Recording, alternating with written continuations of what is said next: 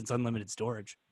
Yeah, I mean, that makes sense, especially when you think about how many storage devices have limited storage, and it's annoying, but I digress. That's Ready, right. everybody? Ready. All right, and we're ready. going to talk AEW in 3. Good evening, everybody, and welcome to a special expanded panel edition of AEWSPARK. I'm just a simple man, and my name is Noah Foster. With me is these elite 4 horsemen of Team All Elite. I'm with Shane Wells, Dr. Bradley Campo, Chase Hoganson, the Enforcer, and of course, the brainchild behind all of it, Mark, the Griff Reviews. I'm going to go around the horror of each of you gentlemen and first get an initial thought from each one of you about last week's Dynamite and see how you're doing. As we've gone through Fyter Fest Night 1, I will start with Shane Wells. It's nice to finally chat with you face-to-face, even for video conferencing. How are you? And if you could take one takeaway from last week's episode of Dynamite, Fyter Fest 1, what would it be?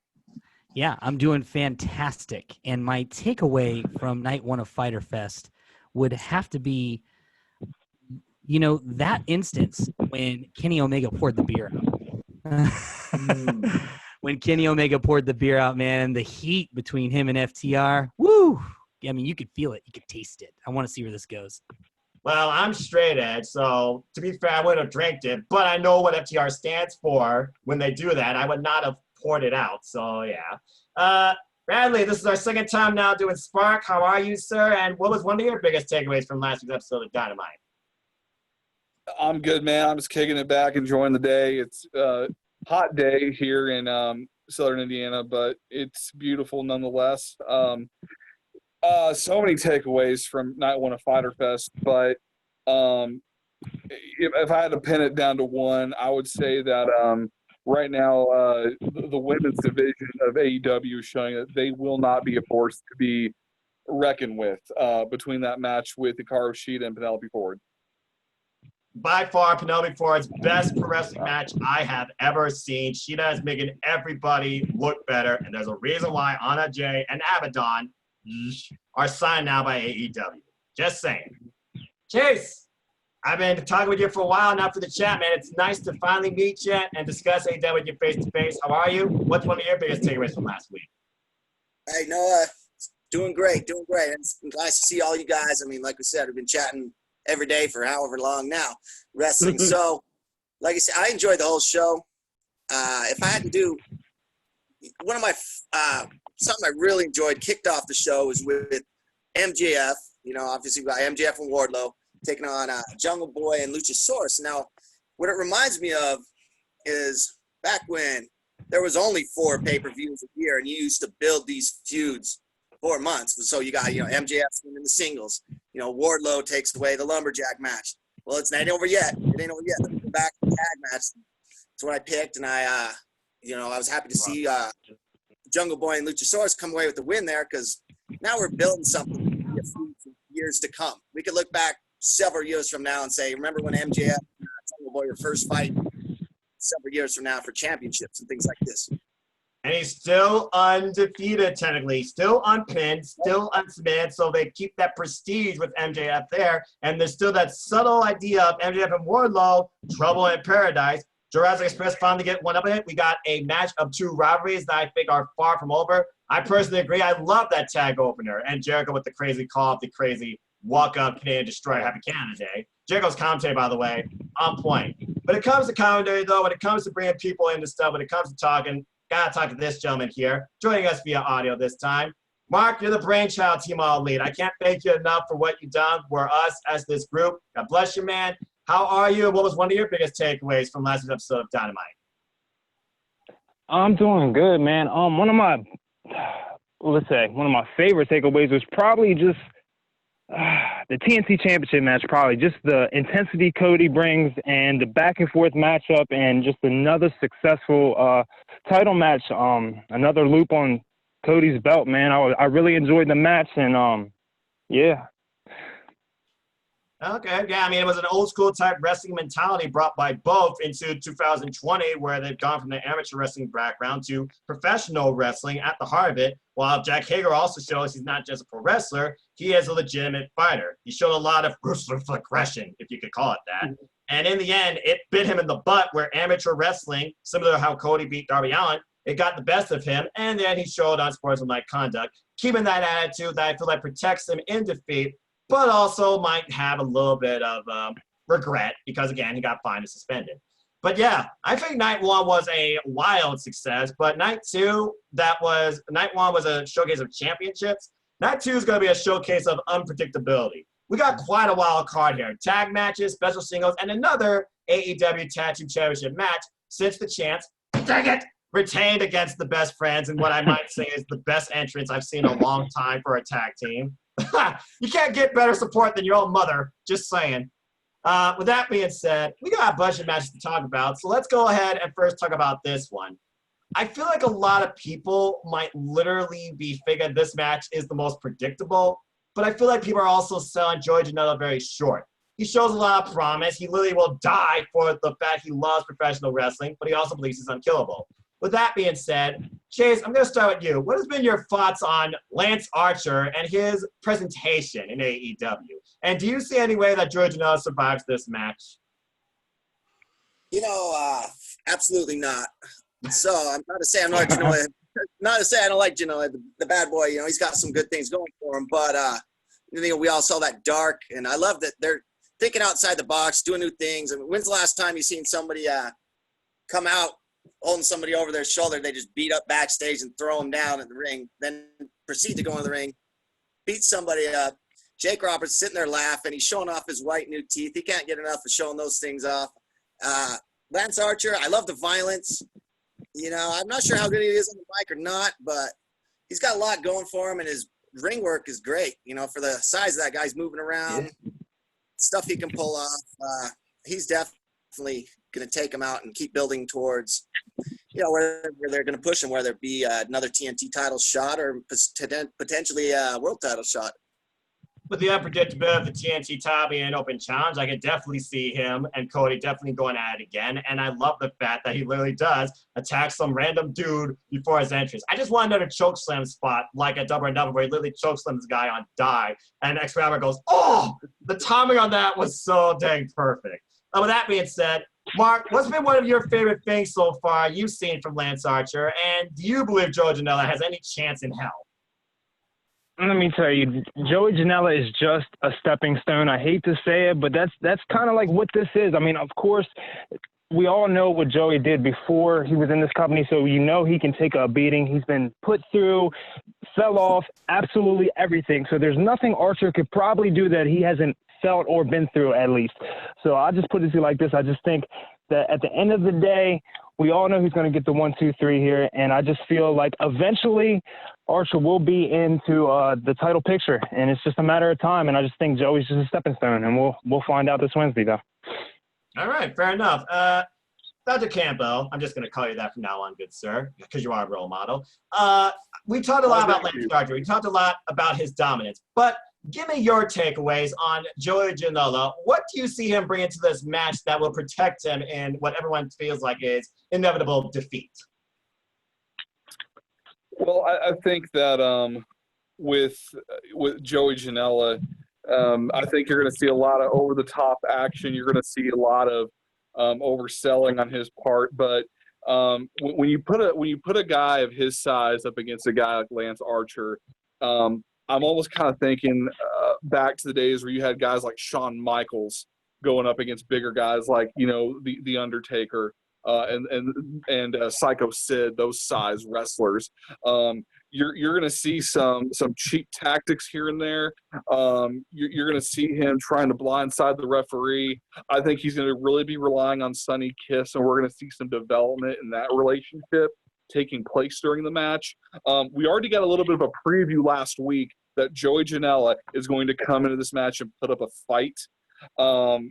I think that even though my prediction is he's going to suffer defeat, I think he's going to surprise everyone with how long he's going to last with Lance Archer and what he'll be able to do in a match with Lance Archer. Considering that this is live TV and you got to really use TV time to the fullest and sell to the camera, I can kind of see your point there. With that being said, Shane, what are your thoughts on both men in this match and Lance Archer in victory? What do you see next for him? Yeah, thanks for asking. So in My favorite thing about professional wrestling and a professional wrestling match specifically is the story of the match that they tell with their bodies. That's my absolute favorite thing. And Lance Archer is a monster. What makes him amazing is the fact that he's a monster. And for a shoot in real life, he could decimate most people. Joey Janela is not a monster. Joey Janela is the everyday working man with an edge. But what makes Joey Janela special is his ability to take a hit and keep on getting hit. Almost like a modern day but party version Mick Foley. Maybe I'll specify more. A modern day Dude Love almost, right?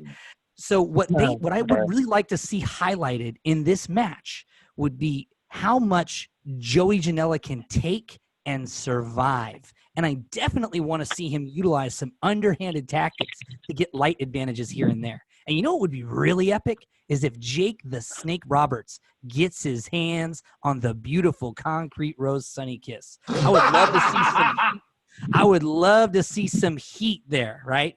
Jake just maybe he hits him with a low blow. I would just love to see that. And essentially that's my takeaway. I want to see Joey Janela leave this match on a higher elevated level when it comes to taking damage and living. And I want to see, the murder hawk, Lance Archer, leave this match with oh my God, I can't believe he would do that to another human being. That's what I want to see. I think this match is a real sleeper on the card, by the way, a real sleeper. I like the fact you called it a sleeper, considering that the road to night 2 did not involve this match at all, among a couple of others. But I feel like also, again, a lot of people sell Joey Janela short. A lot of people are like, hey, 80s fame, and then, he's in the ring. But yeah, this dude, he feels like he's indestructible, unstoppable, unkillable, I feel like. And I do hope you're right that we do get some decent time for this match and some surprises. It would not surprise me, though, since part of the storyline going now is this new tag team, that Sonny Kiss will be in his corner. But as far as Sonny Kiss and Jake getting involved with each other, I don't know if Jake the Snake can take any sort of bump, even a rear end bump. I want to see him do the damage. That's what I want to see. I don't want to see. You just want to see a true DDT that puts down people for the win. Why so many people do a DDT, no one can ever do a DDT as effective as Jake the Snake Roberts, because he was the one with that. But I digress. And the fact that you brought up Mick Foley, and again, the whole idea of people seeing WCW roots for this company, I like that a lot. But honestly, if I think about Joey Janela and the character he brings, I more so look towards Cactus Jack, because Joey Janela, at the end of the day, is unpredictable. But I guess we'll have to wait and see on that. Cactus Jack and Dude Love had a baby. Point taken. All right. So moving on from that match, let's go ahead and look at this match that has a couple of storylines going into it, because we're really wondering, is he #joining the Dark Order, or is there some longer game here by the Exalted One? We're really using him to get better of SCU, and will turn on a possible recipient and bring forth another. We've already seen now AEW Dark, and folks, support AEW Dark, support Competitive Wrestling. The wins and losses and the talent showcase there, the matches there, they all matter. Simple as that.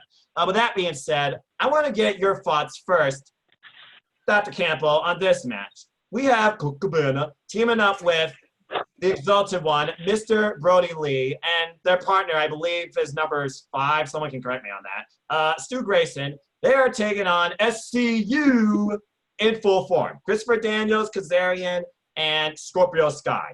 We see what's going on with SCU, how it looks like one's pursuing the singles, but 2, they have their eyes on tag team gold. We've seen how much the Dark Order and SCU have torn against each other, to the point Cabana came out at Revolution and really supported SCU and gained the better of the Dark Order. So give me your thoughts on this match, and do you see Colt Cabana in the end, regardless of the result, joining the Dark Order?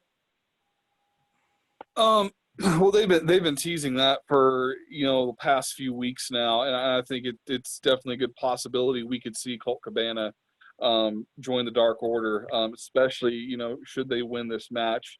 You look at SCU; they've been a fairly strong team leading up to this. I mean, Frankie Kazarian has had some great matches, as well as Scorpio Sky, Christopher Daniels, the veteran of the crew.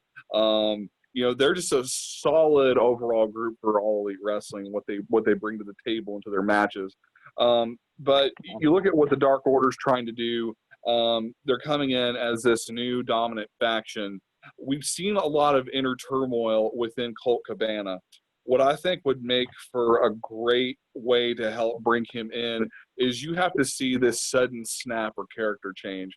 And what I think would be the most effective way to do that is something happens in the match that makes Colt Cabana snap, and he gets extremely aggressive in the match, and he helps carry the victory.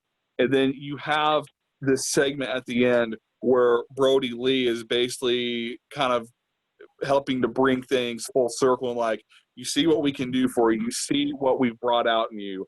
At that point, that's the moment where you see the true crossover, the character change, and you've got a heel Colt Cabana in a new faction.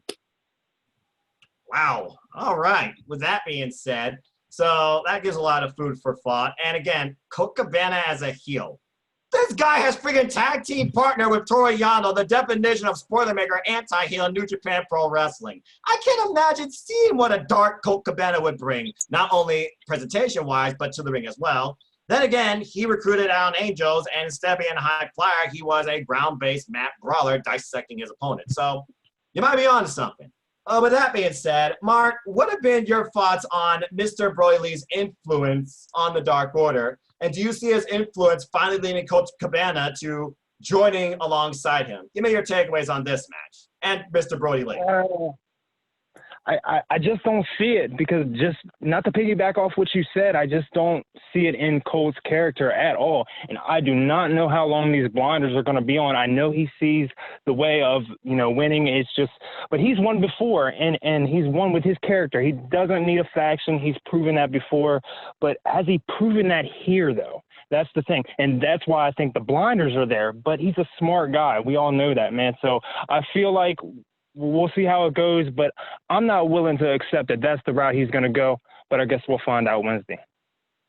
All right, I think that's fair. Now, we've been talking a lot about the Dark Order and Mr. Brody Lee and the storyline there, but I feel like there's also storylines going on within SCU. Why two want to pursue tag? One wants to show that they can be a top single star. A loss to them would definitely defeat that momentum and probably have them questioning about their motives and themselves, not only as pro wrestlers, but as a unit. Could this be the first steps towards dissolvement in SCU, who we really have not seen no bitter rivalry or turmoil in? Chase, what have been your thoughts on SCU and their pursuits? Do you see Scorpio Sky continuing his momentum as a single star based on the results of this match? Well, definitely, I do. I think that's the direction they're going to go here, because we all know he was getting pushed towards the singles, and that's been said. So with this teaming up in the three-man, they're going to take the loss. And also like to see him win. I love SCU. I've been a Daniels Kazarian fan a long time, but I mean, they're going to be able to take the loss. There's a small bump in the road and move on. I mean, these guys ain't going nowhere. It's not going to hurt their status whatsoever. So, but it will help, kind of break it apart a little bit, saying, all right, it's official. He's got to go his own route, go his own road, take his own singles competition where he needs to go. Maybe it has to be get away from SCU altogether and just leave Daniels and Kazarian. I keep thinking about the idea of eventual trios titles, and when I figure out the first potential chance, it's got to be SCU. By the way, everyone, please welcome the artiste, Mr. Michael here. Michael, I hope your family's doing okay while you figure out your audio/video. With that being said, I do like that a lot. And again, we have no idea if trios titles are going to come here, but keep in mind, wins and losses matter in singles, tags, and trios. No other forms. Shane, your thoughts on this match? SCU, I believe, as a trios, has yet to lose a match in AEW. Do you see this being their first one? And based on the result, what do you see next for Cabana, regardless? So here's my take on it. And again, thanks for asking. Of course. The SCU is an established tag team in the professional wrestling industry, arguably one of the best in the world. No question. Scorpio Sky, long time coming, him breaking out and becoming a single star. Guy's an insane athlete, cuts a good promo. There's nothing wrong with Sky as a single, and honestly, there's nothing wrong with him as a tag. Who do we need to build here if you're looking at it from the promoter's scope within AEW? Well, you need to build Dark Order. Flat out, right? And you need to continue this story between Brody Lee and Colt Cabana. I am enticed by what the Dr. Bradley Campbell just said in regards to Colt Cabana going heel. Man, does that sound delicious. I think he can do it because I think Colt Cabana can do anything really. And then also, let's say Colt Cabana does go heel for a bit, right? And long-term, Dark Order, Brody Lee specifically, turns on him. Now you got Colt Cabana coming back to the good. You got a good, interesting entryway to heel, and you got a nice return of a babyface in one guy. So I highly am looking forward to this match because it's going to be great. I mean, look at the workers involved. And then I'm highly looking forward to seeing how SCU progresses after this or regresses. And I'm looking forward to I want to see Colt Cabana of the Dark Order. Put the mask on, baby. Join us. First off, I will never join the Dark Order. Never! But with that being said, I also think about this. There might be another recruit that could come into play towards the finish in Miss Anna Jay that she got obliterated by Abaddon. So you give a lot of food for thought. Oh, and Michael's still figuring it out. He just left the meeting. Mike, let me know if you need help. I'll help you. It won't allow me to enter the meeting ID. Try calling a number. Sorry about that, folks. Technical difficulties. These type of things happen. But yeah, the bottom line is this. In my opinion, I believe Dark Order, if they're going to continue this idea of I make people extraordinary, and we are one, and we are a force to be reckoned with, and you're looking at long-term booking of what could be next for anybody in the Dark Order, I think Dark Order is going to get the win here. But we'll have to wait and see. All right. So with that being said, we have no idea what's next for Hikaru Shida after her incredible, successful defense against Penelope Ford. But we wonder, is there a new surprise on the horizon for the AEW Women's Division? As the former champion, the native beast, I feel like people are forgetting the word native and thinking beast. Brock Lesnar? No. The native beast, Nyla Rose, former AEW Women's Champion, by the way, she is taken on to be determined. So with that being said, Tony Khan says expect a big surprise. I feel like this match right here is going to be our big surprise. Is it going to be awesome? Is it going to be undeniable? Is it going to be something that we don't expect? I am super curious about this match. Who's coming out? Are we getting another debut or new signing? Or is this Abaddon's most toughest challenger to date? With that being said, Mark, what is your thoughts on Nyla Rose's match? Who you think is her opponent? And what do you see next for Hikaru Shida in the AEW Women's Division? I can't get the image out of my head of seeing Abaddon crawl down to the ring while Nyla's standing in the center of it, looking back with this look on her face. That's what I want to see. That's what I can envision. That's who I actually think – or actually, I'm kind of torn because is it too soon? I mean, because I really want them to do something with her. I don't want her to be rushed and then either – just similar to other situations from other companies, I just don't want that to happen with her. So maybe it might be too soon, but either way, as far as the women's division goes, I love Shida as the champion, and she's definitely going to need a challenger coming up. And I know Ford basically just had one of her best matches, but does she deserve a rematch? I mean, what do you guys think? Ooh, look at you with the question. Why don't we ask our latest joinee? Michael, can you hear us? Yes, I finally got it figured out. I had to use Zoom before, so it was different than Skype. Hey, well, I mean, I think we'll start using this more because I love this right now. This is great. First off, welcome, Michael. How are you and your family? Doing okay, just taking it one day at a time, and I'm happy to be talking some AEW because it's always a nice distraction, Happy to have you for the ride. With that being said, Mark, he actually posed a question to the group, so I'll let you be the first to be the rebuttal. So based on what Mark said, and if you need the question repeated, I'll let Mark go ahead and repeat it. Your thoughts on the women's division, Hikaru Shida's next potential opponent, and who is Nyla Rose facing?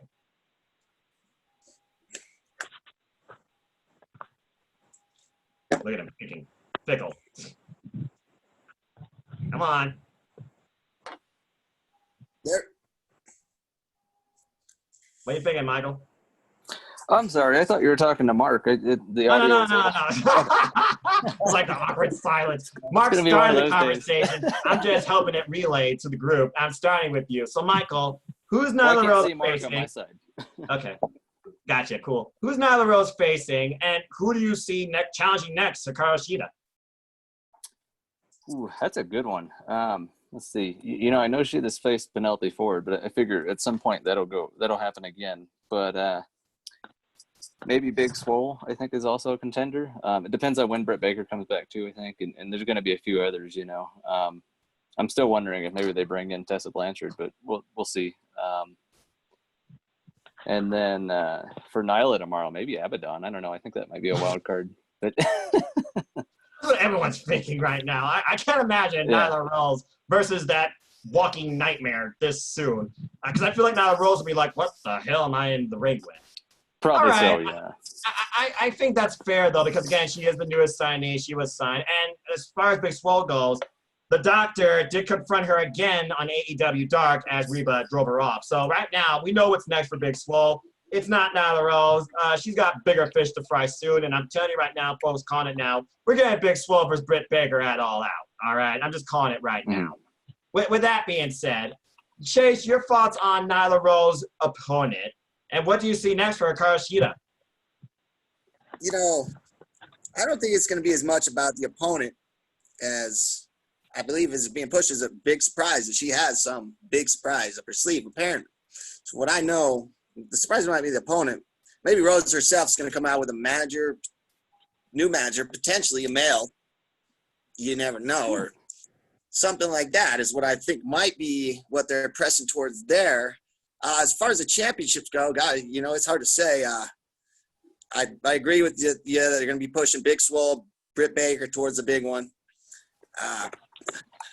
Abaddon probably will be the next one pushed through to that because, I mean, the unique look. I mean, if you're not even a wrestling fan and you happen to click on it and you see that, you're going to stop and watch. I guarantee you that. Yeah, and then you're going to be like, what the did I just see? Exactly. I get that. I also think about if the world becomes normal, there's Bea Priestley and Shauna waiting in the wings. With that being said, Shane, I'm going to you next on this. Give me your thoughts on this surprise you think coming with Nyla Rose and to be determined. And what do you see next for the champion? Yeah. So who announced the surprise, right? It was Nyla Rose that announced the surprise. Am I correct? Tony Khan announced it on AEW Unrestricted that there's a big surprise in store that only he and Nyla know about. Okay. So here's the thing. I would assume that it's going to be a new signing because when you look at the AEW women's division, it's pretty thin.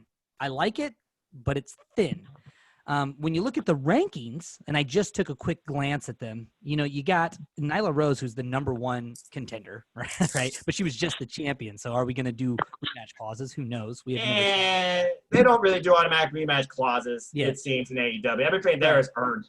Right, exactly. And then you've got, you know, Riho. We know we ain't getting her. You got Chris Statlander, who's hurt. You know, when you go down the rankings, who is she going to face? So I think it has to be a new signing at this point. While I would love to see Abaddon crawl out to that ring and get a big W over Nyla, I think that would be too many losses for Nyla, right? I think that would just be too many, too close together. And also, I do think that we need to have Abaddon, for lack of a better term, squash a few more people to establish dominance and further showcase her moveset. Because we really haven't seen a moveset from her. And with a character like that, it's important to have a solid, devastating moveset, kind of Undertaker-esque, if you will. So, you know, that's what I think. I think we're getting a new signing. Who it is, I'm not sure. Will they just go over on Nyla? I don't think so. I think it'll probably be a competitive match, and Nyla will get a W because she needs a W, especially after that loss. So, I mean, who knows? We'll see. I could be wrong, but I'm thinking new signing, Nyla still goes over. That's what I'm thinking. Okay, I think that's fair. And again, some people have thrown out the name of Awesome Kong too, who we know was right off due to an injury or doing stuff with Glow, and I believe both those now are past her. With that being said, Dr. Campbell, your thoughts on this match? What surprise are you expecting to maybe see? And do you have anything to add as far as Hikaru Shida's next opponent waiting in the wings? I'm going to kind of take a little bit of a different approach to some of the things that have already been discussed. But I think that we could potentially see a new signing coming to AEW. Now, as far as what I think now with Nyla Rose, I think we could see her go out to the ring, let her have a squash match, put someone out there, let her be dominant, give her the microphone, let her cut a promo about her dominance, how she was the first champion. In the middle of that promo, let Abaddon come out and interrupt and just take her down. Then what you do, you plant the seeds to build up a feud between Abaddon and Nyla. What you can do in between episodes of Dynamite, you build up Abaddon, you have her stay dominant, you let Nyla Rose come up again and be strong, you set up a match with them at the next pay-per-view. I like that. And then as far as Sheeta goes, I think Mark had a poll on this on the Team All Elite Facebook page. I think Big Swole seems like the obvious contender. There's also been some talk about Bea Priestley, maybe throwing her in there. If they were to get someone like Tessa Blanchard signed, I think that could potentially come into fruition soon. But for the initial, I think the safe assumption would be Big Swole. And then, depending on when it happens, you let Britt Baker come in and interfere with that match, only because she is my role model, and I want to see her do well. Well, again, she's still injured, but again, she'll be back it all out. And I think we already know the match being built for her. And honestly, she is a future AEW Women's Champion. There's no doubt or argument about that. With that being said, you figure about who Nyla Rose could face, and with AEW Dark being so much independent talent, Kylan King, Red Velvet, Skylar Moore, the list goes on and on. A newcomer tonight on Dark. I forgot her name. It's a who's who of who could face her, but I think the surprise is more so afterwards, after the match, versus what's in the match. But regardless, as far as the match goes, I'm saying Nyla Rose at least wins here. And like you said, promo, big surprise. Who will it be? Could it be Tessa? I don't know based on past discrepancies, but her father's there, and Big Swole seems to be in support of the idea for her own mental and spiritual growth, it seems. We'll have to wait and see. Okay, so with that being said, we have two matches. Oh, wait, excuse me. We have three matches left because, once again, the tag team champions in the unique duo of Kenny Omega and the Hangman, Adam Page, they now defend the titles against the new number one contenders after beating Proud and Powerful in Private Party with Matt Hardy. I am not Dr. Seuss. I did not mean for that to rhyme. Anyway, literally, back-to-back title defenses. I expect this to be a very good match. And Private Party, they got the rub from the Young Bucks, but I don't know about you. Kenny Omega, him and Adam Page, there's a story waiting to happen, but I don't see it happening now after their big win over Best Friends. If it's going to happen anywhere, it's going to happen at All Out prior to AEW Dynamite's 1-year anniversary. With that being said, Mike, give me your thoughts on this title match. And I don't know about you, but I see the champs retaining. But what's been your thoughts so far on Heyman, Adam Page, and Kenny Omega as the tag champs? Oh man, they've had a pretty good run so far, I think. And like you said, there's definitely something building up between them. I think Hangman's going to turn on Omega, or maybe Omega will turn on Hangman. We'll want the cleaner. Yeah, that's what I think is coming eventually. But I mean, I really like them as a tag team. And to be honest with you, when they eventually do separate, I'm going to kind of miss it, because I think they're like two of the best athletes in the world, and they're together, and it's a good combination, So, and as far as Private Party, I think it's going to be great for them. I think they'll probably have one of their best matches. Of course they're against the tag champs, but you raise your game when you face the champs. So they'll have a good match, I think. Okay, I think that's a fair analysis. Chase, we look at Private Party now. They're under a mentorship, it seems, now, because they got Matt Hardy in their corner. Big time influence on Private Party and what they bring to the ring. So regardless, this is going to be a real coming out match for Private Party. Do you see Matt Hardy playing in this at all, as far as how they handle themselves in the ring against the tag champs? It's funny you should say that, because I'm jotting my notes down over here, and I just wrote down some about Matt Hardy, and that's what I was absolutely going to bring up here is the fact that, Private Party, they're great. They're great in the ring. They can do all the flips. They can do all the moves. They're getting there. With the influence of Matt Hardy, they're going to get there sooner or later. They ain't ready to carry those belts. As prestigious as they are. Kenny Omega, we got cowboy shit going on. I believe what's going to happen, the tie-in, Matt Hardy with the Elite, with the Bucks, there might be a little headbutting there somewhere along the way with Hangman Adam Page and Matt Hardy, and I see him, that might where they're not going to lose the titles, but I think that's where the seeds are going to be planted for the split, as we might get a little interaction there with Hangman and Matt Hardy not seeing eye to eye. It could get physical, and that could push him a little further away from the Elite, the Bucks, and Kenny Omega. But they'll be holding those belts for a while, definitely. But that's what I see happening is he's going out there with them. Something's going to happen. Sounds like a bigger story with Matt Hardy and Heyman Adam Page waiting to happen. That could also yield a more inner turmoil in the Elite. I like that. With that being said, Dr. Campbell, what have been your thoughts so far? And if you were to just figure out, if you were to predict the future like the guy on BTE, who do you see turning heel first, Heyman Adam Page or Kenny Omega? Well, I think that going back to our conversation we had last week, I think we talked about this a little bit, but for the longest time, I think I would have said Hangman Adam Page, but Kenny Omega kind of teased it a little bit. He made that Facebook post about a week or two ago, talking, referencing his time in New Japan. I think it would be more of a shock to see Kenny Omega turn heel. Mm-hmm. Now, the fact that they retained their belts last week against the Best Friends and they're defending against Private Party, who has had their first victory in I don't know how long. It was a big win for them, but I don't see this as the time for Private Party to take the belts. However, what I do think is that I think we could see a really a great match, but I think we're going to see some sloppy interactions between Kenny and Hangman. I think that you're going to see some moments where they may nearly cost themselves the belts, and you could start to see those inner workings start to develop that will eventually lead to one turning on the other. My bets right now, it's going to be Kenny turning on Hangman, and it's on its way. It's not here yet, but it's coming. Okay. Shane, do you believe AEW needs the cleaner to evolve its singles division, per se? Because clearly, if we get a heel turn with the champs, you know what's going to happen. This is going to be used to put over the next big star in AEW. Heyman Adam Page, he's the first one to break out from all of this, developing his own #cowboy shit character. So with that being said, do you believe AEW needs the cleaner, and do you see it happening?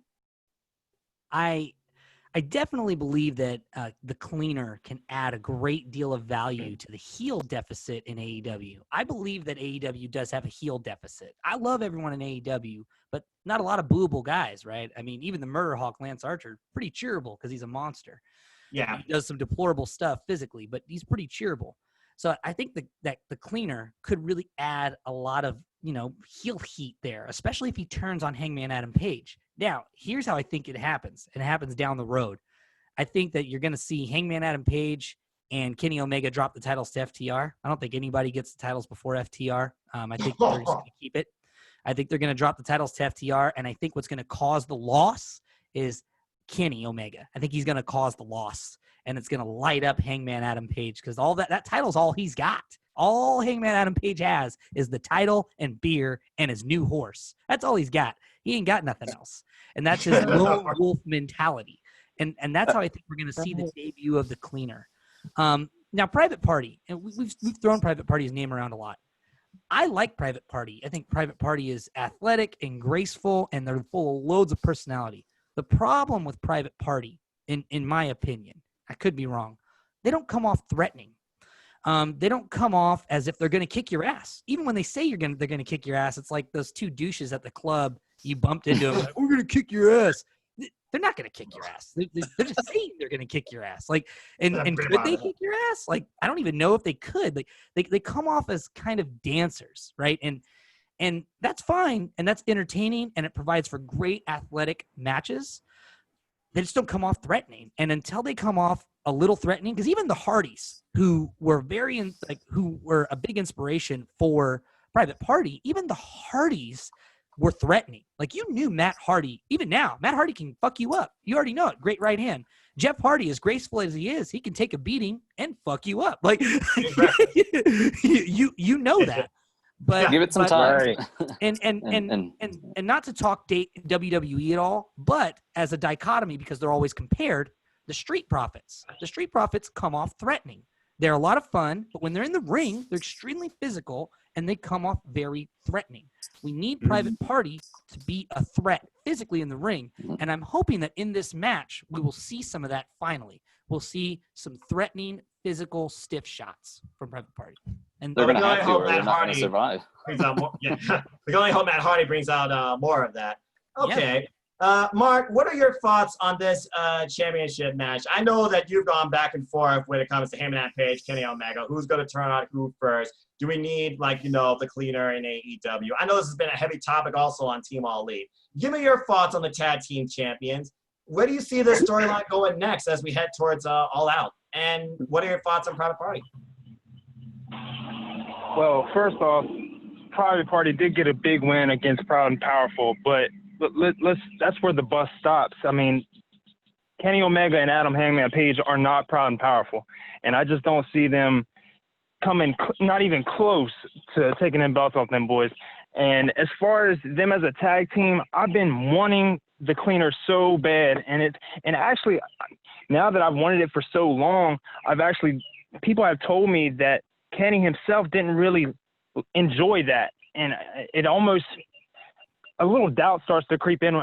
Is he really going to bring it back though? Like I almost feel like I'm hoping on something that's not going to happen. Now, if it does, nobody will be more thrilled than me because I've wanted it for the longest. But I guess we'll see what happens. But I would like to see Kenny ultimately turn heel. I would want to see that though.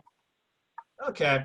I think that's a fair analysis of this match. The bottom line, tag champs, back-to-back title matches. I see back-to-back title wins. I mean, they literally beat, prior to Fyter Fest, the Superbad Squad and the Natural Nightmares in back-to-back weeks as well. They're virtually unstoppable. All Out, it might be finally the changing of the guard, but we'll have to wait and see. The question is, will it be one of these four tag teams? And I don't know about y'all, but this is the match I'm looking forward to the most tomorrow night on Wednesday as a whole. We have the unbelievable dream team of Young Bucks and FTR together facing the Lucha Brothers and Butcher and Blade. Finally, Pentagon's back. I am so damn happy to hear that. Sio Miedo. With that being said, we have a ton that we can talk about. We can talk about all four of these teams, what they bring. We can talk about the different dynamics. We can talk about the different outcomes. Whose ego is going to implode first? Which team will implode first? Who needs to win more? What's the biggest story to come out of this? As again, AEW at the forefront, bringing tag team wrestling to the mainstream, to the main event. There is so much to talk about this, but I'm not here to talk about it. I'm here to talk about it with y'all. With that being said, Chase, I'm going to start with you. Give me your thoughts on this 8-man tag, and in the end, who do you see winning? Well, as it was a late edition. I believe this is one of the later matches added to night 2 for Fyter Fest. I was really excited about it. Like I said, I think it's one that we're all looking forward to. When I saw that one pop up on the screen, I was like, all right, yeah, here we go. Now we're talking, especially the Lucha Brothers being gone for quite a while, showing up right in the middle of that segment with the truck getting stolen. When I took my picks, I got to definitely say it's going to be, we're not going to see a big, oh, how you doing? Great. FTR, the Young Bucks come together. They're winning. They're hitting on spots. They're running in sync, like a well-oiled machine. It's going to be some miscommunications there. And Butch and the Blade, there are no pushovers. And we all know what the Lucha Brothers are capable of. Oh, yeah. So, and with the Lucha Brothers being gone so long, I don't see their team going out. And that's just going to build the feud further with the Young Bucks and FTR. That's my thoughts on that. I think that's completely fair, considering we know the history between Young Bucks and the Lucha Brothers, and we see the subtle history built now between Young Bucks and Butcher and Blade. FTR, they are the freshest team, really, in this match. I don't know how much Butcher and Blade and Lucha Brothers put into their research to look into FTR. And when you figure out the fact that FTR and Young Bucks both deliver opposite styles of tag team wrestling, as a team together, can that work? With that being said, Shane, do you believe it can? Or do you believe we're in for a unique ending? I believe that we are in for a unique ending for certain. Look at this. You got on FTR, you have traditional Southern professional wrestling, especially Southern tag team wrestling. With the Bucks, you've got this new modern West Coast style, and it's only new to the mainstream. It's been around forever, but you get this new modern indie West Coast style. And you said it best, culture clash galore. I think we're going to see a lot of that, right? Maybe in the beginning of the match, we're going to see some synchronicity, and we're going to see some cool spots where those two styles kind of integrate and marry well. But eventually, we're going to see some hang-ups. I'm going to call something very weird. I think Luchasaurus and Jurassic Express, I think they're going to come out with the win on this one. And I think it's going to be because FTR and the Bucks ain't gelling. I think we're going to see a mistaken win on the Luchasaurus Jurassic Express end.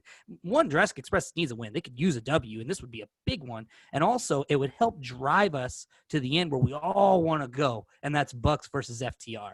We want to see that dance. We need to see that dance, and I'm hoping that this is a step in that direction. So you're going with BB and Lucha Brothers. Botch. I'm actually from Botchamania. But I did not want to interrupt his excitement, gentlemen. And I get what he's saying.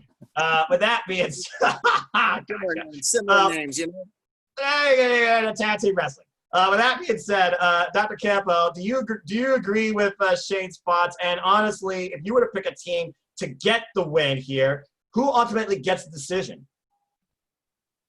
Well, I do agree. I think we're going to see a really unique situation. You got 8 guys that are going to be out in that ring. So there's a lot more unpredictability that can happen, especially considering the fact that you've got a narrative that you're building between 4 guys that are all supposed to be a part of the same team. So there's definitely going to be a lot of storytelling involved. And I think that you're going to see a lot of showing off from both sides and both styles, like Shane mentioned. Now, when you consider the previous weeks of Dynamite, and you consider the long history of what's been done on BTE, you know, there's this long-running joke, you know, fuck the revival. That went on forever. I mean, What did FTR truly stand for? It's still, they brought it to AEW. They brought the joke there. So we've seen how well they do. I don't think the FTR has lost a match yet. And fans of wrestling have wanted to see the Young Bucks and FTR go at it. Now, there's 2 ways you can look at this. Either those 2 teams implode on each other, and then Lucha Brothers, the Butcher, the Blade get the win, which is fine because those are both 2 phenomenal tag teams. And I could easily see that happening. But you flip the switch. Another approach you can take to this is you protect FTR. And what I mean by protecting them is you allow them to outshine the Young Bucks and get the win. That way they're both victorious. But in doing so, you allow both teams to start having victories and start trying to one-up each other on maybe being the Elite or on AEW Dark and on Dynamite. You really build up that tension, that feud. So when those 2 go at it, those 2 teams go at it, rather, there's going to be a lot of heat and intensity for those 2 to tear the house down. Yeah. I think there's going to be, like you said, a lot of egos clashing, a lot of games of one-upsmanships on both sides, per se. Because can 4 technically heels really coexist together for a common cause, it seems? Because we both know that Butcher, Blade, and Lucha Brothers, they want to destroy the Young Bucks. And now BB, they have another opposition they want to take out, delivering full death, as they claim. And now Lucha Brothers and FTR, that's a dream tag match waiting to happen too. But with that being said, Mike, give me your thoughts on this match, and I want you to consider this. When you think about FTR, okay, they're top guys. They're not good guys, not bad guys. They're top guys. We keep talking about the idea of a unique ending here. Are we going to get like a blind tag, and then we're going to get FTR's finish for the win here? Are we going to see some hostility between the Young Bucks and FTR, where FTR's like, okay, boys, you got this. You go do this. And they're just watching the entranceway. Give me your thoughts on what you think is going to be the outcome of this match. And what do you see, honestly? Which team's going to benefit the most from this match? Well, you know, I got to say all 4 teams are going to benefit. But, I mean, I think FTR will benefit the most. You know, I feel like kind of as, you know, we were alluding to earlier that I think if FTR wins, it's going to do a better job of protecting them. This is like their first big match too. You know, I mean, Yeah. and and then my other thought is maybe this. I don't know if we have the main event for tomorrow night yet, because obviously Cage and Moxley was moved. So maybe this main event's the card, because it probably should. You know, I mean, I don't disagree with that at all. Well, and then my other thought is, you know, like if it's a main event, they can probably get away with. I gotta imagine this match is going to go 20 minutes or longer. I just have a feeling, you know, they're going to tear the house down, and it's going to be physical and it's going to be nasty. And I think there is going to be it's going to be a mix of everything. You know, you're going to have a clash of styles, and you know they're going to beat the crap out of each other. And I think you're going to see some little cracks between the Bucks and FTR, which, I mean, there already are, but I think they're going to tease it more. And you know, eventually maybe it'll lead to, I had even thought about a triple threat for the tag titles between Hangman, Omega, the Bucks, and FTR. And maybe that's the way you get the titles off Hangman and Omega. Or, yeah. Whoa. I mean, again, that's a triple threat tag match. I don't know if that's overkill or wrestling heaven. With that being said, Mark, you're a huge proprietor to tag team wrestling. In my opinion, this should, as I agree with Mike, this should close the show. But give me your thoughts on this match. And who do you see right here going in here with maybe more to prove to somebody else? Do you see FTR literally here trying to prove something to the Bucks? Or do you see the Bucks trying to prove something to FTR? I feel like that's the underlying story here. What's your thoughts on this match? See, this is the thing. It's definitely an 8-man tag match, but this whole match says tag team wrestling. Do you realize how many storylines are going to go on just in this match? Mm-hmm. Like, not to jump to conclusions on any of this, and I'll keep it short. A lot of my answers are. But I really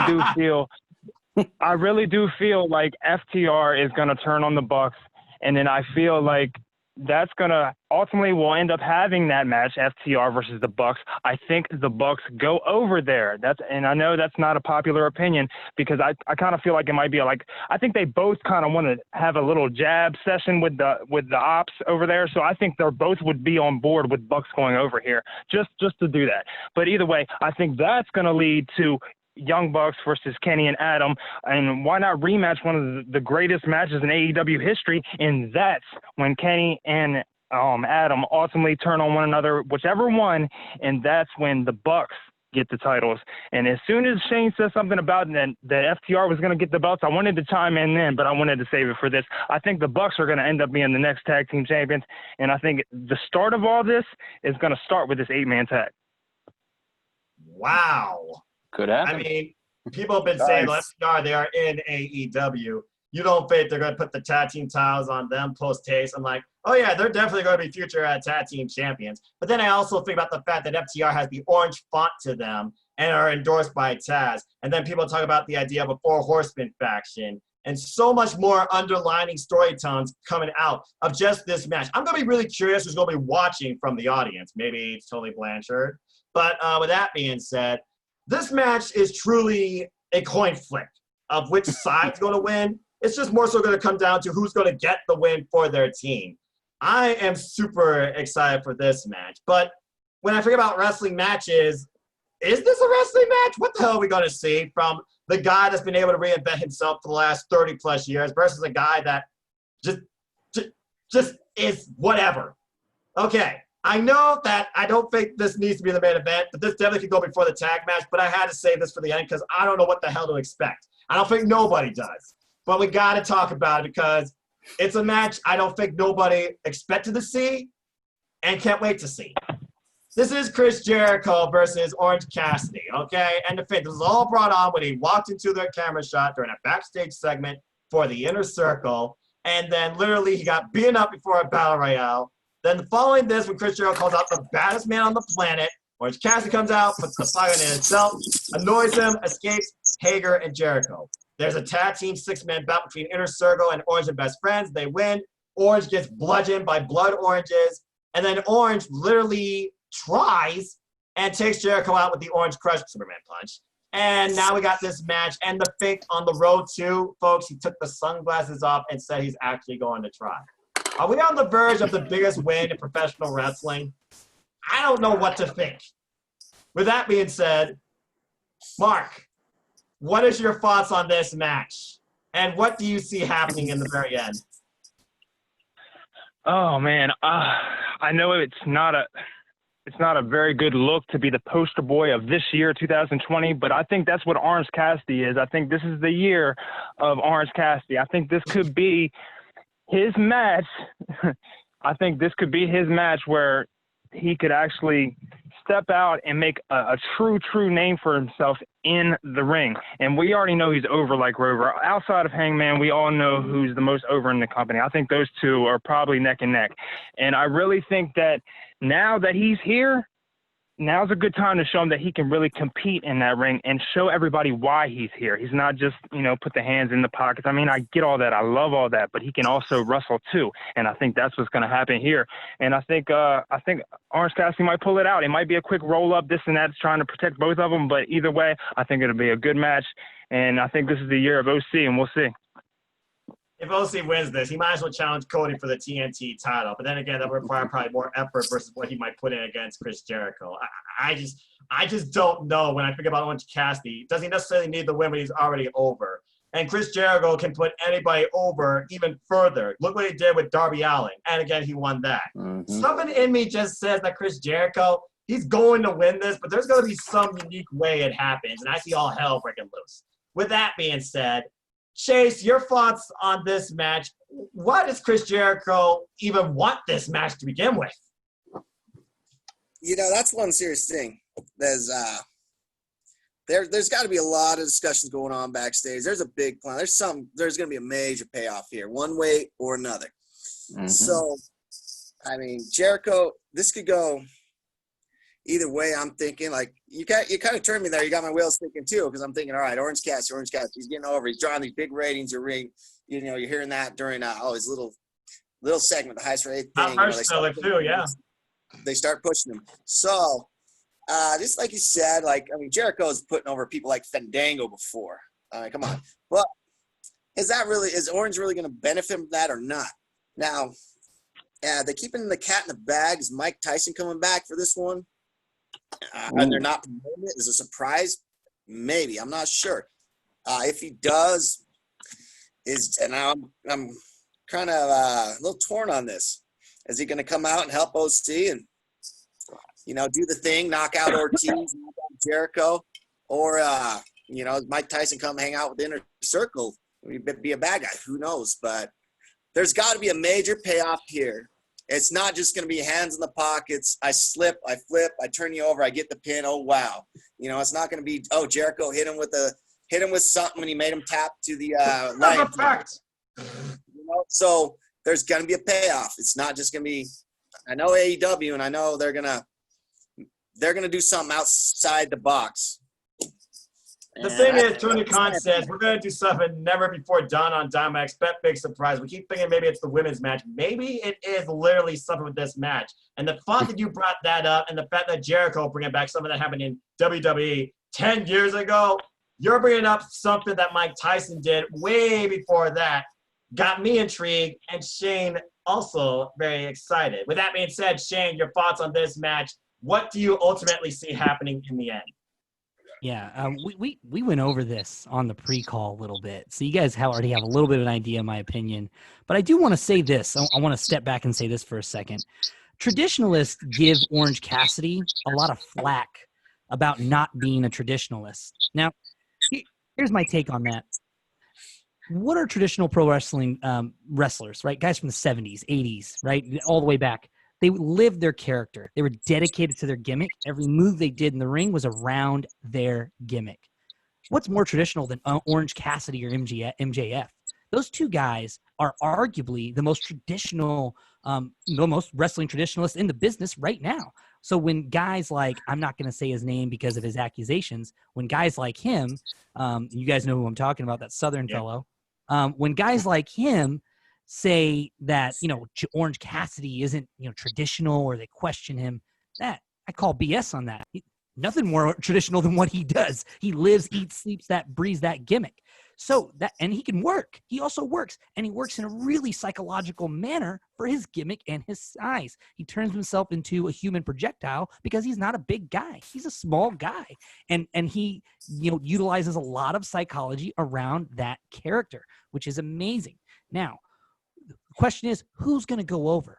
I'm saying it right now. I think I could be wrong, of course, because I'm just predicting the future here. I think Jericho's going to put him over. He has a massive propensity for putting guys over. And the quarter-hour ratings and the ratings that Orange Cassidy is getting, I mean, they're going to be putting that guy to the moon. You know, you had briefly mentioned Orange Cassidy challenging for the TNT title. I could actually see it. I could see a hell of a bout between him and Cody. Oh, my God. Two traditionalists, in my opinion, I'm saying Orange Cassidy is a traditionalist. Two traditionalists going in that ring and putting in character-based psychology work? Come on. But I think Jericho's putting him over on this one. I think Orange Cassidy is going to pull out a hell of a win. It's going to be crazy. Like Chase said, though, I do hope that Tyson gets involved at some point. Boy, would I love to see Tyson cause that win. That Tyson wearing a freaking Orange Cassidy shirt and KOing Jericho for the second time ever. Down goes Jericho. Boom. And not just the shirt. Not just the shirt. I want to see Iron Mike in the Canadian tuxedo, better known as a jean suit. I want to see him in that jean jacket and those jean pants, all right? That's what I want to see. Oh, my gosh. If that happened, the internet will be broken. With that being said, Mike, your thoughts on this match? Do you see a Mike Tyson cameo happening? I think it's possible. You know, I think they could be setting up something for Jericho and Tyson at Fight for the Fallen, or they could be going for All Out. But I definitely think that's happening because they've made such a big deal about it that it kind of has to now.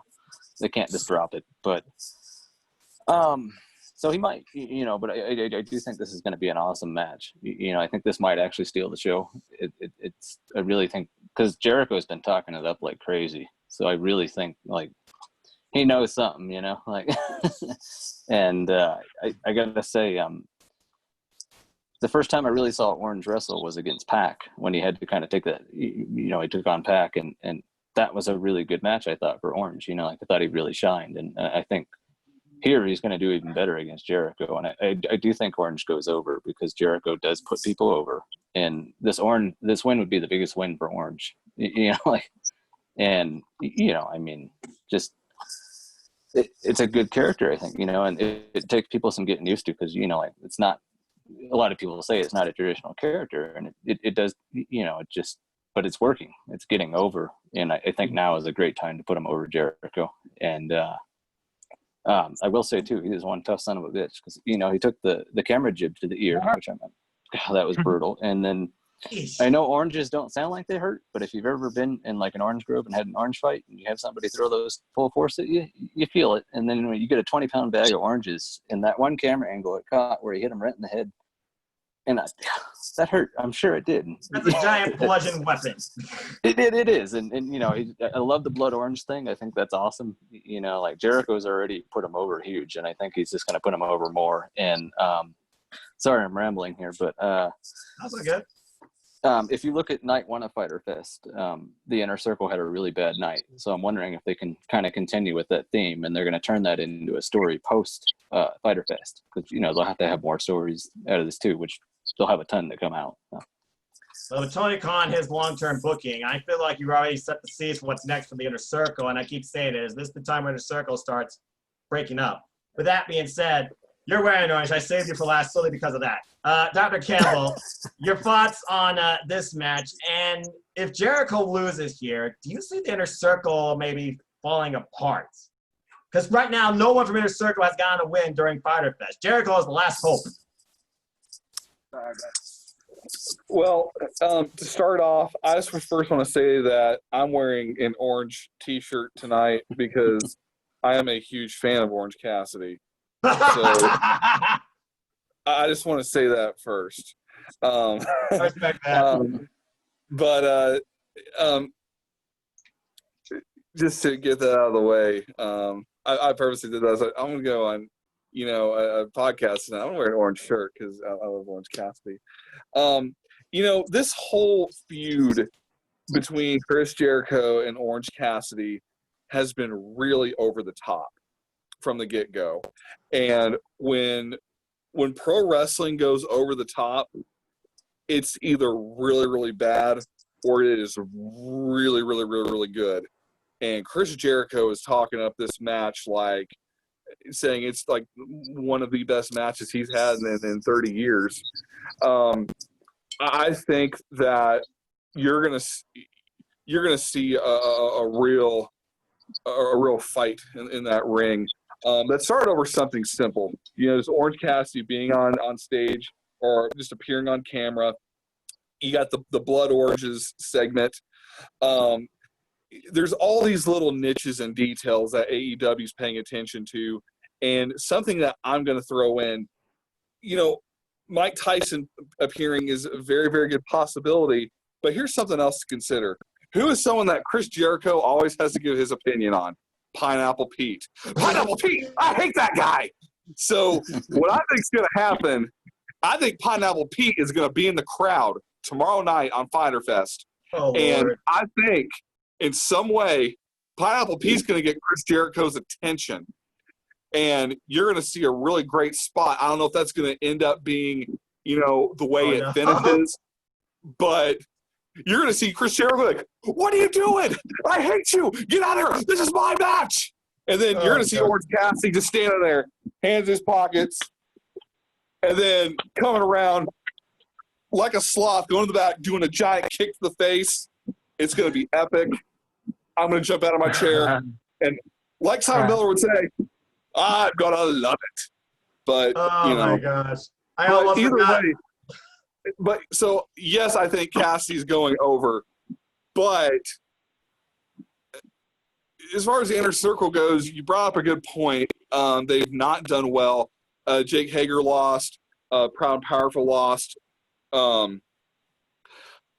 Dynamite will carry that story. And I think that, you know, when they had that when they had their previous match against the Elite and they lost there, they tried to do, you know, that pep rally. Yeah. They try to be positive. I think now we're going to see some of the guys trying to fight amongst each other. I think Jericho's going to lose control.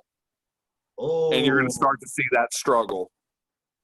Seems kind of early, though, With right? their own moves, and they haven't, like, you know, done anything. They haven't, like, you know, argued with each other. We're on one united front. But if Le Champion, the leader of the Inner Circle, can't get a win over Orange Cassidy, there's going to be some questioning about Jericho's leadership, as well as everybody like, you lost too, man. You lost. You all haven't got a tag team victory since Full Gear last year. So again, longer underlying story. Is this the time Inner Circle finally starts dissolving? But something Is in it me too early? says, No. I mean, we're not even a year old yet. Keep in mind, folks, we're not even a year old yet in Dynamite. Okay, and that's the thing. This is AEW Dynamite. So you got to think that something else got to come. Even if it doesn't happen, you start to plant those seeds. Yeah. And maybe they can come back around, but something will happen to trigger it later on. But those seeds have already been planted. They've been planned for a while, it seems. Okay, so with that being said, I want to highlight this before we get into, like, maybe an open discussion if anyone has anything else on their mind. So we know that Jon Moxley and Brian Cage was pushed back to fight for the fallen, which of course will be in regards to COVID awareness and supporting funds to help people during that crisis. And by the way, shout out to all you first responders, essential workers. Please take care, wear a mask, cover not only your mouth, but you know, some people aren't doing that, etc. You all stay safe, stay healthy. But we know this match is going to happen now next week. And it seems that Taz is really putting Brian Cage over as the guy to really stop the path of Jon Moxley. So with that being said, I just want to lightly go around and ask each of you. Shane, starting with you, do you see Jon Moxley being the one to stop the path of Brian Cage, or are we on the verge of a title change? No title change. It'll be a competitive bout, physical bout. Jon Moxley goes over, of course. This is his best work in his career. The guy, we need to flex this. We need to flex this as a long-term world champion for a long time with Jon Moxley. We need to do that big time because that guy is. I mean, let's be honest. He was the best one in the Shield, no question. Best ring worker, best character worker. Period. And he is the guy. I think that we really need to keep going with him. And also, I want to just add this, and a little off subject. Brian Cage's finisher, It's the Steiner screwdriver. Stop calling it other stuff. Okay? It's the Steiner screwdriver. Somewhere Scott Steiner is pissed off every time he hears it. It's the Steiner screwdriver. Stop calling it not a Steiner screwdriver, all right? You can take your risk with Taz on that and tag him and see if he blocks you because Taz is very subjective. I love you, Taz. I love you, Taz. I've been a massive fan of yours. It's a Steiner screwdriver. Stop calling it other stuff. All right. With your old school mentality, I can respect that. With that being said, Dr. Campo, your thoughts on not only that remark, but this match. And if Jon Moxley does go over here, who's next? Well, Shane, I think that if you were to tell Taz that it's a Steiner screwdriver, I think that Taz would respond back, say that his boy doesn't run a sloppy shop. I'm sorry, man. I just had to. Excuse me. I just had to. I love it. You gotta admit, you walked into that one. Oh, I did. And proudly. I'll walk into that wall every day. That was hilarious. That was a mic drop, ladies and gentlemen. This is why he's the doctor. He knows how to wordsmith. Anyway, continue.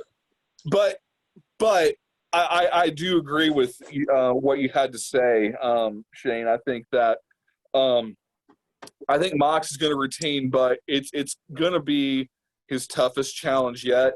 I think that Cage is going to dominate the majority of the match. I think Mox is going to sell, make him look good, but he'll get some good hits in the end. There was a thought process, the way that he kind of choked out Brody Lee in their match, that, Mox is going to have to really dig deep, and he might do something to that effect. Either way, he'll retain, but I don't think he will walk out. I think he's going to be struggling to get out of that match. He'll be hurting after it, and he'll be showing it and selling it. Well, part of the tagline that Taz says, survive if he lets you. A struggling Jon Moxley crawling his way out of the ring, literally surviving the machine. That's a way to really endorse Brian Cage for what he stands for. But again, I see Brian Cage future already in one Darby Allin yet to return. With that being said, Mike, your thoughts on this match. Is Darby Allin Brian Cage's next opponent in his path? I believe so, either at Fight for the Fallen or All Out. I'm not sure if Darby's waiting to be medically cleared at this point, or if that's a work. Or I know he also had some accusations against him too, so I believe they're probably still looking into that. But they haven't mentioned it, so I don't know. But I do think that's where it's heading, as long as everything is clear going forward. And then, as far as Mox and Cage, I mean, it's going to be a war. You saw what Mox and Brody was like, and that was one of my favorite matches to date, just because it was so physical, and they just beat the crap out of each other. And also credit to Mox, because he bruised his tailbone very early on in that match. It was like a suplex on the outside. Man, that was nasty.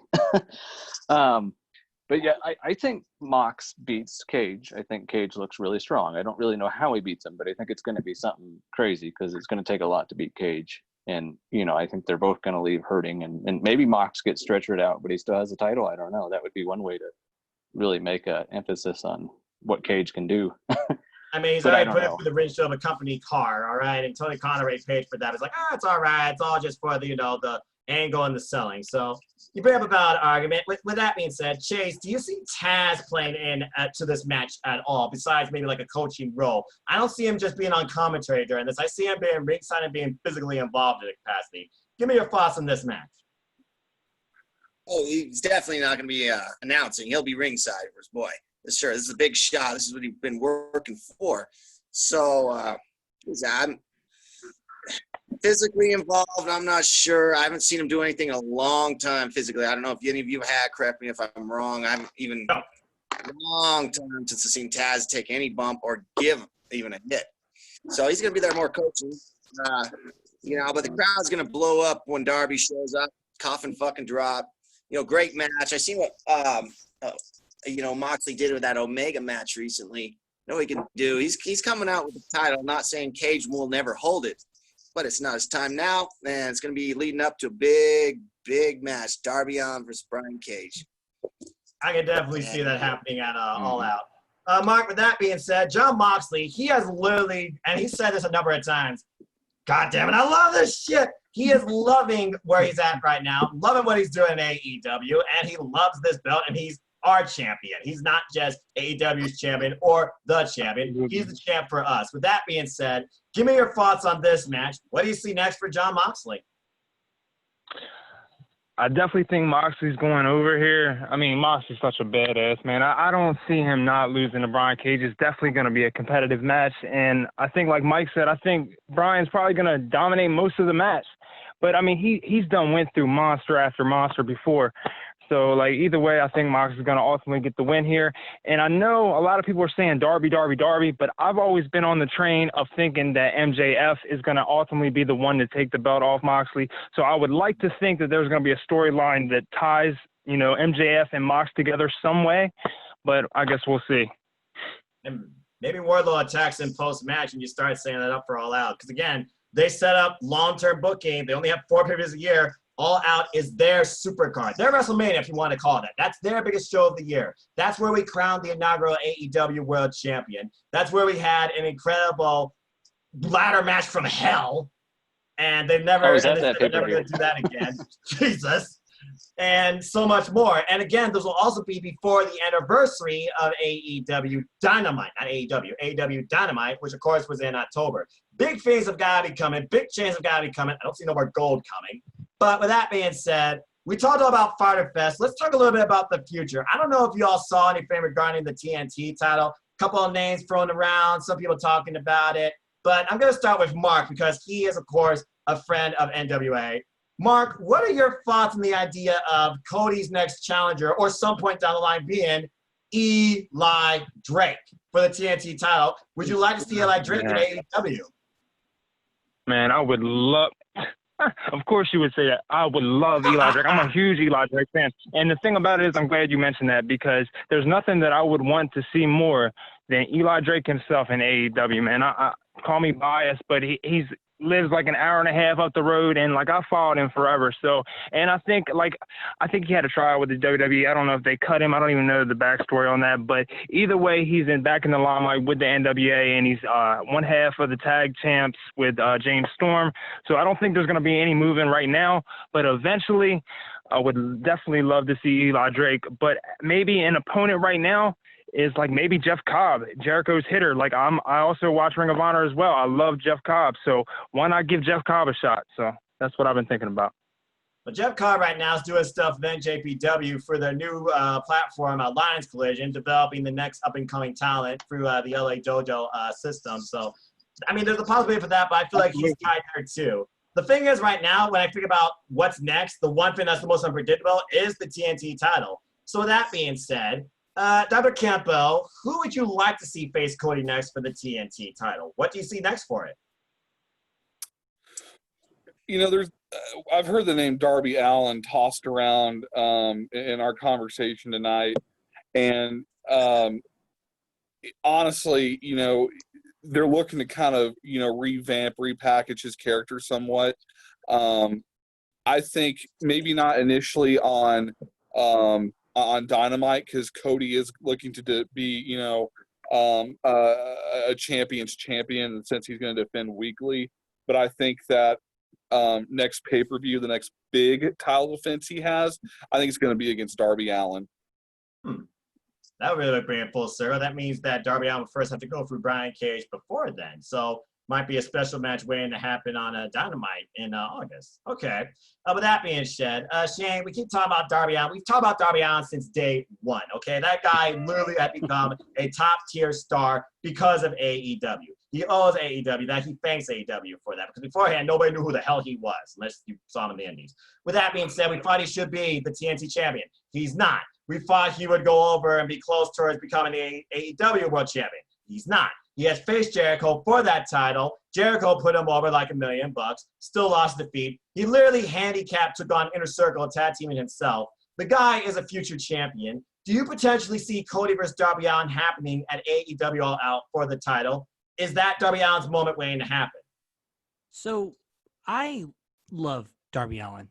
Now, Darby Allin, do I want to see Darby Allin and Cody again? I've seen it a lot. I feel like Darby Allin and Cody are two of those guys that have a great chemistry, thus making them, in my opinion, infinite dance partners, like Ricky Steamboat and Ric Flair, right? Guys that can keep going in an ongoing rivalry until we're all dead in the dirt and they're still wrestling in wheelchairs. Like I'm a big fan of seeing Kobe and Darby go at it. But do I want to see more Kobe Darby this soon? Not so much. What I would like is I would like Cody to hold on to that strap until All Out. And what I want is I want MJF to face Cody at All Out, and I want MJF to win. And when MJF wins it All Out, and I had mentioned this in a comment somewhere, I don't remember now, but when MJF wins at All Out, the TNT title, I want to see him throw the unfinished belt on the mat. I want him to say, I'm better than you, and I'm better than this belt. Give me the finished product. And I want him to demand the new shiny gold, beautiful AEW world title. I want to see Cody hang on to that one until All Out, and I want to see MJF take it. That's what I want to see. I would love. That's a great idea. That's a brilliant idea. We saw his temporary design with the Burberry strap. No, thank you. With that being said, I like that long-term booking a lot. And is Cody's run only going to go to All Out, or is some major angle going to have it All Out where no matter his opponent, he's going to retain it because of something in the making? We've seen the teases. We've seen it in the promo. We've seen Shawn Spears do it. With that being said, Chase, I want to get your thoughts on this.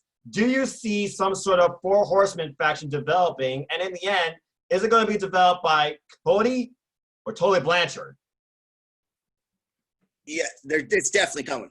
The dirt's kicking up. The horses, they're kicking up. They're bugging up. There's no way it ain't. So they're coming. Now, I don't necessarily see Cody Rhodes being a part of it, given the history with Dusty Rhodes and the Four Horsemen. Mm-hmm. You got Tully, you got Arn. Then you could throw a lot of names out there. You got your FTRs, you got your Shawn Spears, maybe MJF, maybe. There's a lot of names that could fit. And if you look at the history of the Four Horsemen, you get the main two leaders or two. The members tend to rotate and get kicked out for one reason or another. Or it was never just. It was never just before. Long of a period of time. So it's coming. Without a shadow of doubt in my mind, you got to cash that money in. That's where there's a lot of money to be made. Four Horsemen versus the Elite, Four Horsemen Inner Circle, more blood and guts matches coming when things get back together. Tag team titles, all that stuff. You talk about 3-man titles. Maybe they could even just throw like a 3-man or a 4-man point tournament system with the big trophies out. All kinds of good ways you could go with this. It's coming. It's as simple as that. Okay, so Mike, give me your thoughts on either of those topics here. I'm going to let you choose what you want to talk about. What do you see the future of the TNT title? Or if you see a Four Horsemen faction forming, who would they be? Well, I think I can kill two birds with one stone at this answer. I think the predominant idea now is that, or at least the names that have been thrown around, is FTR, Cody, and Spears to join the Four Horsemen, which I would not be surprised if they're throwing a red herring in there, because they're pretty good about keeping us on our toes and surprising us. But if Cody does join the Four Horsemen, I think he keeps the TNT title, because you want to have even more prestige within the group, and I think there's a good chance that may be the route it goes. Yeah. But I do think it's coming too. Like, I think no matter what, the Four Horsemen, they're coming. And, as Shane alluded to, that you could have so many good matches too with the Four Horsemen, and so many different matches. You got, like, as you said, Inner Circle, Dark Order, the Elite, assuming all those factions are still the same at that point or together. But there's endless amounts of ways they can go with it. I think Hangman would also be a great addition to the Four Horsemen, but I don't see know him actually starting it himself, trying to do something beyond the Elite, honestly. Mm-hmm. Which is coming too, I think. I think he's definitely. Yeah, I think that Hangman's really going to turn on Omega. If anyone's going to go heel because he wants to be above the Elite, I lost the gold, I'm done. And then, boom, new faction to form, new character dynamics. But we'll have to wait and see. As right now, all we have is Fyter Fest and one match known for Fight for the Fallen. I'm sure more is going to develop tomorrow. I'm sure we're going to see more with the women's division, with Britt Baker and Big Swole, if nothing else. Maybe an Abaddon appearance. Yeesh, I don't know. I don't know if I want to see that. Anna Jay comes back. Some new signing. We'll have to wait and see. I feel like there's big faces coming to the women's division. The tat-taos are not changing. Something's going to happen that's going to be memorable because of Orange Cassidy and Jericho. And this 8-man tag is going to leave us in a state that we're not going to expect. And so much more. That being said, is there any other thoughts or potential bookings or any other things you want to throw out here before we close this edition of Spark for the evening, gentlemen? I'll take that 3-second silence as a. I'll make a prediction that Cody faces Ray Phoenix for the TNT title very soon because that match was supposed to happen and Phoenix was hurt. But it'll be a damn good match. Oh, Ray Phoenix and Cody. Good luck figuring that out, Arn. I mean, the coach, though, he's been picking these opponents, so we'll have to wait and see. And then you wonder if Arn would ever turn on Cody, too, because of history. He might. And I will say also on Dark, I was really impressed with Spears. That loaded that glove becoming a difference maker. And by the way, FTR is the only one so far to not have a match yet on Dark. We know the Young Bucks, they've been battle tested, even if it was against Avalon and Cutler. That's a discussion for another day. And we just saw their opponents in BB and Lucha Brothers destroy their opposition on Dark. Let's go. We're in for a wild night of action tomorrow night, folks. With that being said, I think that's an incredible way to conclude this incredible edition of AEW Spark. Thank you so much to my esteemed elite panel for joining me here this evening. Shane, this was an absolute pleasure. We definitely got to do this again. Hell, we can do this again next week. I'm down. Anything you want to promote or where can people find you to talk more wrestling with you?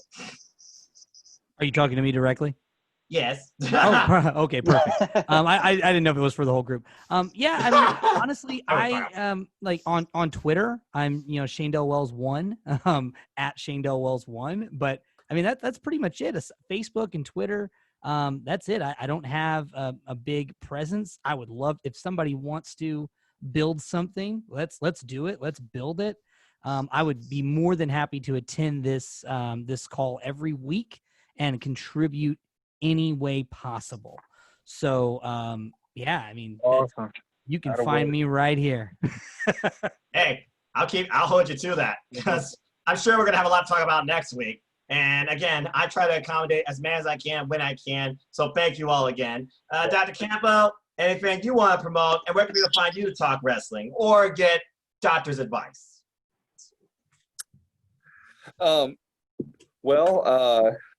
You can always contact me at your local Walmart pharmacy because that's where I am employed. I am a pharmacist, and I'm like James Bond, except I have a license to fill. But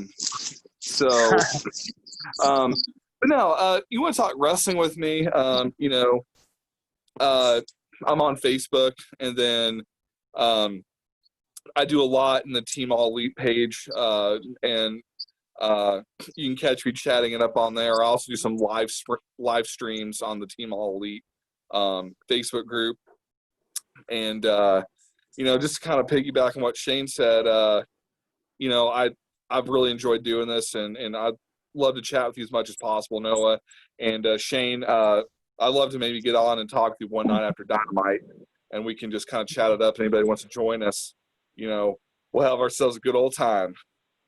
I've been thinking about doing actual episodes of this after Dynamite, but it all depends on how exhausted everybody is after going, oh my God, that happened.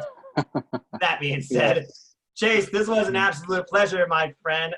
Where can people find you to talk more wrestling with viewers or anything you want to promote? Oh, yeah, so we're I'm all over that Team Elite. I've been wanting to get involved in a lot of groups, but I see the hatred, the stupid comments. You can't even post your opinion without getting eaten alive by sharks. So, I've really enjoyed being a part of it. It's nice to be able to share your opinion without being, ridiculed for it. Subjective criticism. With some wrestling moms. Cheers, Doc. You're doing some Cowboys shit. Yeah. I know. Wrestling on YouTube. It's kind of a dub over WWF No Mercy on N64 with announcing with creative characters. Kind of do that thing, booking, writing, having fun, enjoying wrestling, enjoying life, babe. You know? As simple as that. I love that mantra. Can't wait to do this again with you. Mike, again, we already always talk. My family's in your prayers. Please pray, folks. And with that being said, Mike, you also bring a ton of passion and a very artistic style to this forum. Always a pleasure having you, sir. Anything you want to promote and where can people find you to talk wrestling, or maybe get some artist intuition? Oh, I appreciate that, man. You guys are a big family to me, and you guys make going through this year a lot easier. And I know we're all going through stuff, so I just wanted to thank you guys for that. Because the time we get to discuss wrestling is very, to me, it's valuable and it means something, and it's something we're all passionate about and we can talk about. So thank you guys. Pleasure. But yeah, you can find me at Michael Anthony Arts on Instagram and Facebook mostly. Those are primarily my two social medias. I am an artist and I do all kinds of wrestling art and AEW art and sports art and all kinds of stuff. So if you are ever interested in something, let me know, or we can maybe come up with a trade. I'm always up to collaborating. I know you guys had mentioned wanting to do more podcasts and stuff. I'm always up for that, or we can come up with all kinds of things. The way I see it is we can all do our part to help AEW succeed too, because they're such a new company. So yeah. Hashtag we're with AEW, simple as that. With that being said, Mark, you literally built this family because you are the creator and leader of Team All Elite. Can't thank you enough, sir. Always a pleasure having you in this forum. Besides that, is there anything you want to plug or promote? And where can people find you to talk wrestling?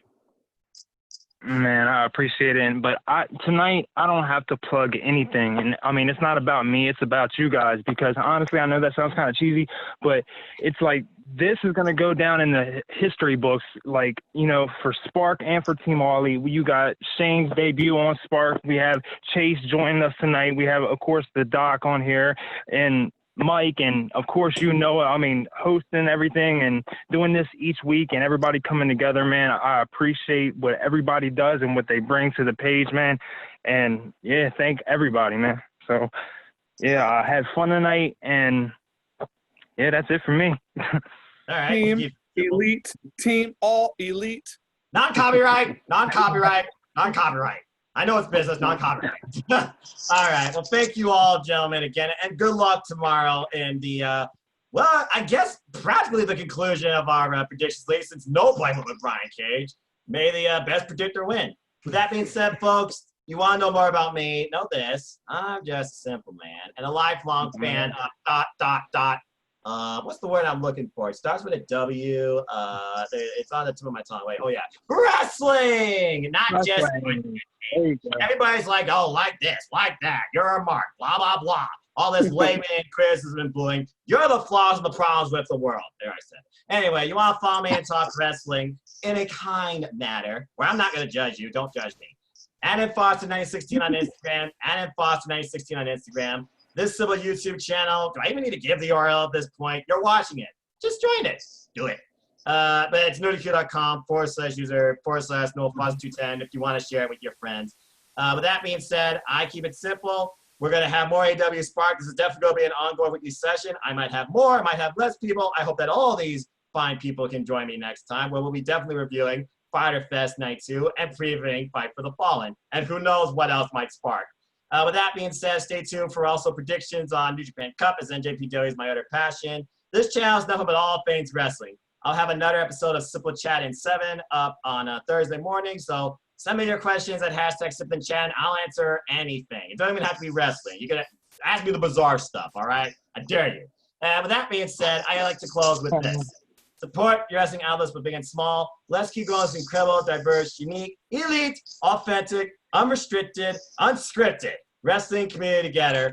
Simple as that. With that being said, thank you so much to everybody who tuned in and listened to the whole thing. Please like, share, subscribe, comment, tell a friend. Hit the bell, know next video goes live on this channel. Hit the subscribe button. Help me grow the channel. Help me reach out to more of the wrestling community. It's all about wrestling in the end. Thank you to all who have followed me on this fun creator's journey. I hope that I brought some fun, positive wrestling environments to you and encourage you to express yourself for your wrestling passion.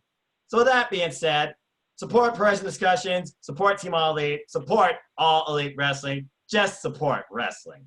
For Shane Wells, Dr. Bradley Campbell, Chase Hawkinson, Michael, and Mark, I'm just a simple man. My name is Noah Foster. We are Team All Elite, and I hope you all take care, enjoy life. Tomorrow's never guaranteed. Treasure your families, and enjoy wrestling. Find something or someone that can connect with you. There's more out there than ever. Just try it. You won't be disappointed if you look in the right direction.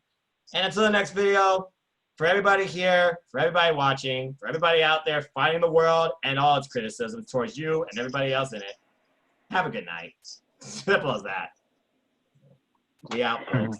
Good night, guys. Thank you. All right, there we go.